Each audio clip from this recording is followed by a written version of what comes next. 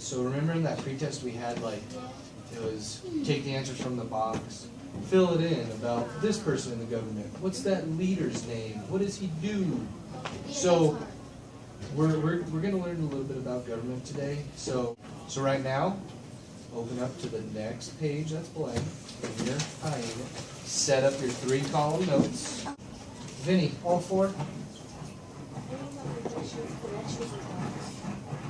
Opinions, observations, connections, and thoughts.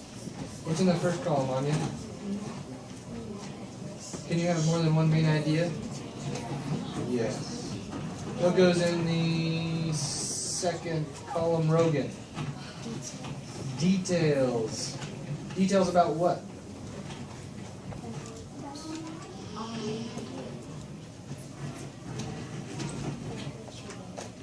We read more specifically EJ. Details about your main ideas, right? It's going to be evidence. That's what we're trying to do, right? We're trying to learn how to get evidence from the text. So the branches are the state legislative branch, the state executive branch, and the state judicial branch down here. Okay? So you guys need to write those down in your main ideas. They're right over here. Okay? On a state level, the chief executive is called the governor. Right? So it's in our pretest it said who leads the state? What's his title? What would his title be called? Governor. Okay? So now you have in your main details the executive branch. So you could put the chief executive on the state level is called the governor. Remember it said in that pretest, what's his title and what's his role? Well, the governor's role is to make sure that state laws are carried out. Every law that we have is being carried out. In order to do this, the governor gives executive orders to state government organizations. He gives those to the Attorney General's office or the Department of Education for the state. The governor has many other powers similar to the powers of the president. For example, governors can issue pardons and veto bills. What does it mean to veto a bill? Anybody know? Clinton, what does it mean to veto a bill? Sam? To not pay the bill. So people will say, you know, I want this bill to happen, I want this bill to happen. We agree, let's pass this bill. And then the governor says, I'm going to veto it. So whenever he says, I'm going to veto the bill, he means I don't care that you guys all want it approved. You guys voted, let's approve this bill. If the governor vetoes it, it means it's not getting passed. Alright, so then in our state we have a judicial branch. If you think of judicial branch, think of like judge. So if any question's asking you about the judicial branch, you could just think about judge and courts and justices. Okay? If it's going to help you remember what the judicial branch is going to entail, you can make that connection. So that would be something like in your third column. Judicial branch reminds me of judges. And I just want to give you guys an overview so you guys have a basic idea. Like if you guys have a question on that test. Like, who runs your state? I need a hand. Who runs our state? What's their title? Vincent. He is the governor.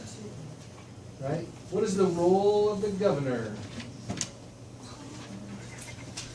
EJ. That's what you put in your notes. Who's got something in their notes?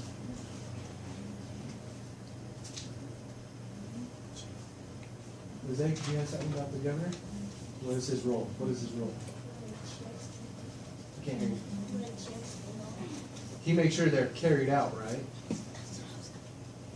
He makes sure they're carried out. What can he do to bills? What can he do to bills? Quentin.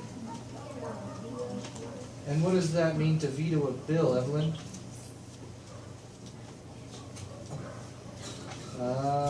Sheree, what does it mean to veto a bill? Huh? Are you catching up? Alright. Bella? It means to decline it, right? So, remember, we're going to learn about how a bill gets made and then when it gets passed. So, like, it goes through all these different processes and it gets to the governor. He could either say passed or declined, right? And so, veto, like Bella said, which was a great way to put it, he declines the bill. He can veto it.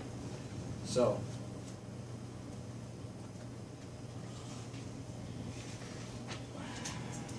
we will go over the bill process